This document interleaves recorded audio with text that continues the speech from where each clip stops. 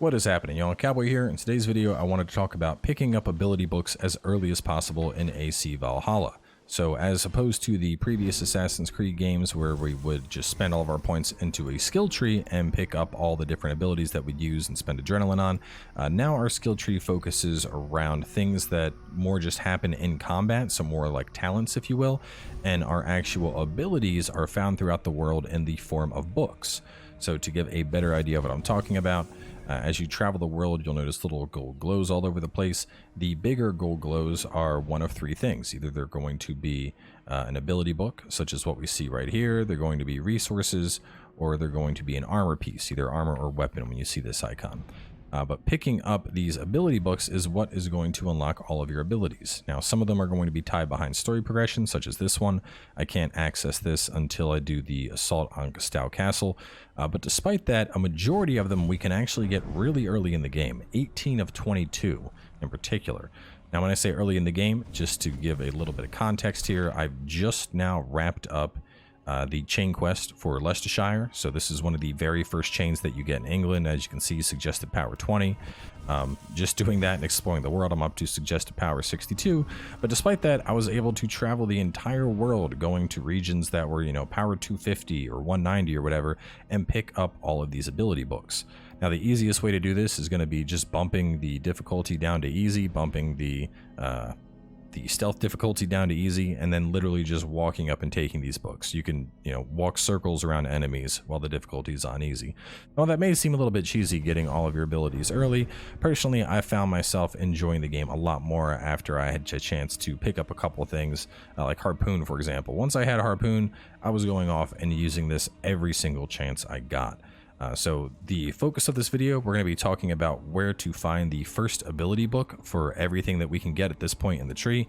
In terms of time, this is roughly like 5-6 hours into the game. We can get 4 of these back in Norway and the remainder right over here in England really early. So either way, let's jump on into it. And the very first one we have is Throwing Axe Fury. Now, Throwing Axe Fury isn't a bad ability per se, but it is kind of lackluster. Like it's flashy, but all in all, it's not really that strong, and it actually gets replaced pretty early, but it is the very first one we find. And this is one of the few abilities that we'll find in Norway at the very start of the game, right there on the map over near Nightfall. Moving on from there, we have Thorn of Slumber. Thorn of Slumber is actually a pretty nice utility skill. The base level of it will just put a target to sleep, so if you're trying to loot a chest and there's a big guy by it, you can knock him on out and then loot the chest. The upgrade gives it a AoE type effect via a cloud of poison. And we also get this one in Norway, just south of where we pick up the Throwing Axes skill, so you can grab both of those just one after another. On to our third ability, Rage of Helheim. Now this one's actually a lot of fun to use. It's not the strongest ability, but it is definitely a very satisfying one to mash the 2 bumpers, and then the upgrade allows you to just attack even faster with it. So very much like a God of War type thing here, just kind of beating your enemy down relentlessly. And you can find this one after finishing one of your very first raids in the game. It's behind the waterfall near Kjotve's fortress. The map will bug out a little bit, but you can go back and get it. On to our fourth, Mark of Death. Now, Mark of Death is actually a fantastic ability. This is one of the few AoE-oriented abilities that we have access to in the game. Very simple here. We're just going to hold down the trigger and mark up multiple enemies, and then we can charge up our bow shot, and when we let it loose, you can very easily decimate 5-6 targets at a time. Very, very potent choice for whether you're playing warrior or you have a big emphasis on the hunting skills. Just a solid all-around ability. And this is another ability that we'll get in Norway, all the way up at Alexstrad. You have to go there during the Birthrights quest, so just make sure you snag it while you're up north. Next up, we have one of my personal favorites, Harpoon Impalement. Now, this one is definitely one of the flashier abilities in the game. It starts off kind of like Scorpion Spear. You're going to just toss it on into somebody and then flick your left stick in a direction to move the enemy in that direction. So you can use this to toss enemies off ledges, throw them into walls, throw them into each other. And then when you upgrade it, you're able to pull the enemy in and do a flashy decapitation like the one you're seeing, that little cutscene that's being played. All in all, very, very potent ability. In my opinion, this is probably one of the best abilities in the game, just because of how much damage you're able to do if you throw an enemy into an object. This is one of the first abilities we'll pick up in England, right here in Leicestershire. Just head on up north. Moving on from there, Dive of the Valkyries. Now, Die with the Valkyries is a pretty solid one all around. The damage on it is pretty comparable, I'd say, to Harpoon, not quite as strong. But what is really nice about this one is it's great for building up stun. And with the upgrade, the stun damage actually has an AoE effect. So still a pretty solid ability, especially if you just want something that's fast just to execute out in the middle of a fight. You do have full iframes for the entire duration of the ability, making it a pretty good one to get out of trouble with as well. And this is another one that's near the start of the game, right in Bridgeshire. You can get this during a raid on the monastery over here. Just head on over and pick it up. Moving on down the list, Raven Distraction, a ranged ability that will pick on up. And this one's pretty straightforward. With the level 1, your Raven will come out and distract enemies. With level 2, it will attack and stun the target. So if you like using the Raven, it's a decent utility skill, but all in all, not one of the stronger abilities when it comes to combat. This one is right over to the left in the Tanadir area of Leicestershire.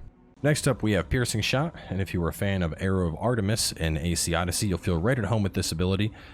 Very much functions almost identically to that. We're able to charge up an arrow, pass through multiple surfaces.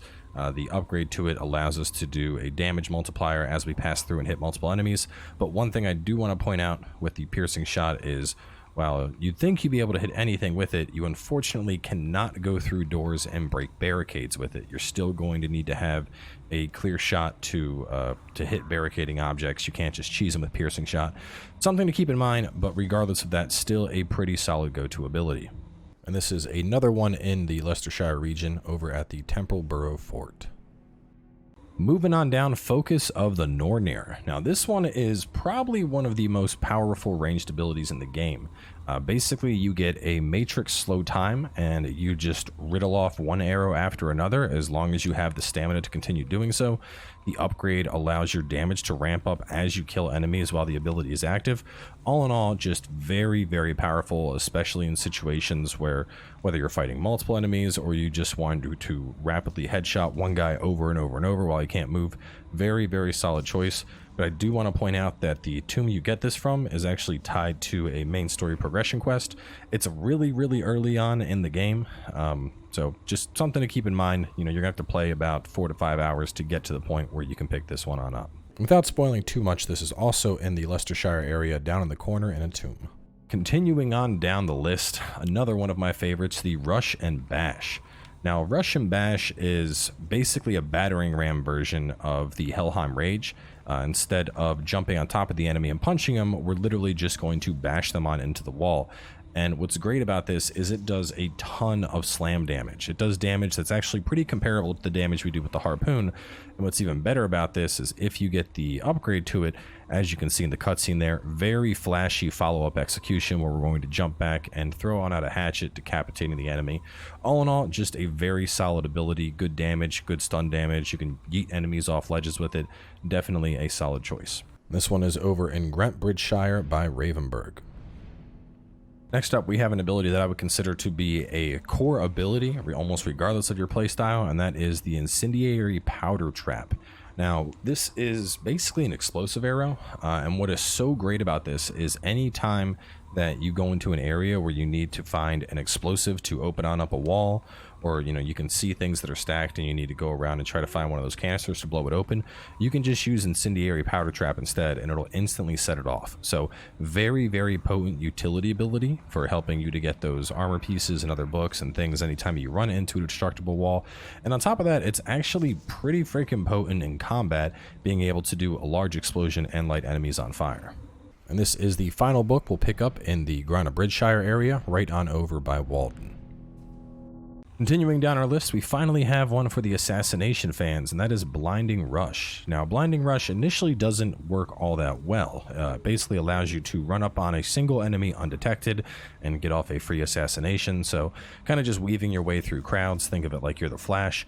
But with the upgrade, it allows you to chain from assassination to assassination without interrupting the ability. So while it starts off somewhat weak, once you get this up to level 2, especially if you're playing an assassination style of play, it becomes a very potent ability as you're able to just chain between multiple enemies, taking them on out. Moving into some higher tier zones, this one is over in East Anglia by the Ruined Tower. Next up, we got another ranged ability with Axe Blizzard, and this one, while not being one of the strongest abilities, is actually a lot of fun to use. When you activate this, you are going to free aim and just toss out a series of axes one after another, so very much kind of fitting in with that Viking theme.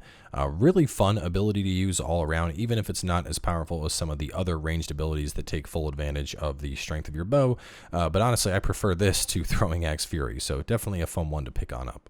And this one is just a ways south after you pick up Blinding Rush, also in East Anglia. Next up, we have an ability that I love simply for the flair of it, Man's Best Friend. Quite literally, you summon a wolf and it jumps and just tears an enemy apart. Pretty strong for a singular ability. You know, you're able to very much pin down an enemy and take them on out.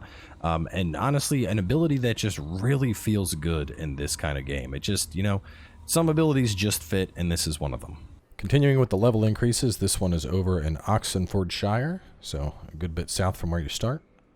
Moving on down the list to what is arguably the most powerful ability in the game, the Vengeance of Thor. Now, this ability takes quite a while to charge on up, but basically you charge up your weapon and then do a devastating combo that is capable of two-shotting even elite enemies. The secondary upgrade allows you to hit an extra tier of charge, and this thing is incredibly potent. In fact, I'd only really suggest using this in like elite battles, or maybe if you're fighting against the guys that hunt you around the map. Very, very strong ability, but more than anything, it takes a lot of time to get off. And this one also in Oxfordshire, over onto the left side of the region, right by the edge and the border. Next up, we have Poisonous Powder Trap, and this is very similar to the Incendiary Trap in the sense that it can just be triggered by enemies walking into it. The AoE on it, however, is considerably larger. Definitely a very nice group fight tool for taking out enemies from afar, or just luring them all into an area and setting it on off. I mean, this thing is huge. You can easily wipe out like 10 to 15 enemies if you can get them all into a spot for it. And also in a similar fashion to the Incendiary Trap, the upgrade will allow the ability to be triggered twice. So just put it on out and it'll just keep going off as long as enemies are there. And this one we're heading on up into Yervashire, so just grab your horse and keep riding north. Next up, we have a fan favorite returning from Origins and Odyssey with the big old boot, Kick of Tyr. This is very similar, except now the upgrade allows us to walk up and stomp or do a finisher attack on the enemy after knocking them down. You know, it's still a nice ability, but to be frank with y'all, I think Rush and Bash is just strictly superior. The main time you would use the kick is to boot someone off a ledge, which you can already do with Rush, except Rush can also toss them into a wall, so it just, you know, covers more bases. Regardless, if you do want Kick of Tyr, that is also going to be in Yervashire, just on over to the east of the poison skill. Next up, we have Feigned Death, and this is an ability that I'm not a giant fan of. Basically, we fall on the ground and play dead, and then when an enemy comes on up, we can get an attack on them. We're only able to get the surprise assassination after upgrading the ability, and on top of that, there's a pretty lengthy cooldown on it, so you can't even chain it to multiple enemies. But all in all, you know, it is something that's kind of funny to play around with from time to time. And you can pick this on up over in Gloucestershire, way on out to the west. And with that, you now have 18 of the 22 abilities in the game. Now, keep in mind that every ability has two separate books, one to give you the ability, one to upgrade. It doesn't matter which you find first, so if you happen to have already found an ability before you found this video, and it wasn't where I said it was, chances are, if you go to where I said to find it, you'll find the upgrade to that ability. Now, the last thing I want to touch on before I wrap up is just my personal recommendations. This is after having had a chance to play around with all of these. Over for the melee tree, Rush and Bash and Harpoon. Honestly, these are just combat staples. Harpoon having just excellent redirection on top of being incredibly flashy. Rush and Bash, just excellent damage and stun potential, locking something on down. Dive of the Valkyries, as I mentioned, for the iframe as well as the AoE on it, kind of like a get out of jail free card. And then Vengeance of Thor is used rarely, but I find it to be really useful against some of the stronger enemies, the ones that tend to hunt you down. Going on over into the range tree, Man's Best Friend, honestly, it's simple, but it just gets the job done. It locks down a singular enemy and basically just bites them until they're dead. You can't really go wrong with this one. Focus of the Nornir is honestly just one of the most OP things I've ever experienced, just being able to riddle off headshot after headshot. It's definitely better with Predator bows and Ranger bows than it is with the light bow, but even with the light bow, it's still just devastating. And then Incendiary as well as Poisonous, just, you know, two sides of the same coin. Incendiary mainly for the utility. I mean, on top of lighting people on fire, the utility of blowing open blocked doors is super, super useful. And then obviously the giant poison trap we get from this is also really nice in some of those more chaotic encounters where there's a bunch of enemies. So either way, I do think that getting a hold of all the abilities definitely increases the experience. I found myself just having a lot more fun with more abilities at my disposal. You know, it didn't feel like I was building up stuff just to execute a singular move. It actually felt like I was, you know, like, oh, hey, you know, I got, you know, I have more tools to choose from. I have more that I can do now. It's not just throwing axes at enemies. So either way, hopefully this video helps a couple of y'all out. I do plan on doing a separate video looking in depth at the skill tree and where I'd recommend going depending on what type of build you want to play.